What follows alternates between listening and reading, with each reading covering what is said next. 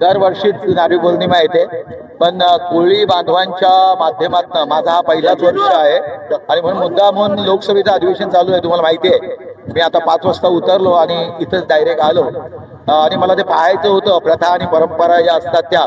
तर त्यांनी उत्साहाने आज सोन्याचा नारळ मुलामा दिलेला दर्या सागराला की तू शांत हो आणि आम्हाला फिश वगैरे जे मिळतात, मच्छी जी मिळते ती चांगल्या तऱ्हेने मिळव आणि आमचा उदरनिर्वाह त्यातनं चांगला हो, अशा प्रकारची आम्ही सर्वांनीच त्या ठिकाणी प्रार्थना केलेली.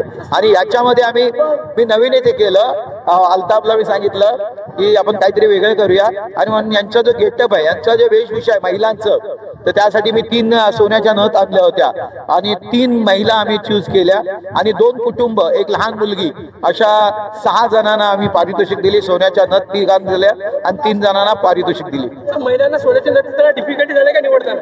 अरे भयंकर डिफिकल्ट, काय एकूण एक अशा सजलेल्या होत्या महिलांना की कोणाला निवडायचं हा आमच्या समोर प्रश्न पडला, पण त्यातल्या त्यात जशी निवड होती ती केली आम्ही. कोळी बांधवांचा मोठा प्रश्न गाळीचा आणि हो, तो घेतलेला आहे मी आणि या पद्धतीने संबंधित केंद्रीय मंत्र्यांना पण माझी आता 2 दिवसापूर्वी तुम्हाला दिसेलच होता भेटी झालेली आहे. आम्ही डिसिल्टिंगसाठी GPS तऱ्हेने त्याचा सर्वे देखील झालेला आहे, तर लवकरच सर्व गोष्टी करण्यात येतील.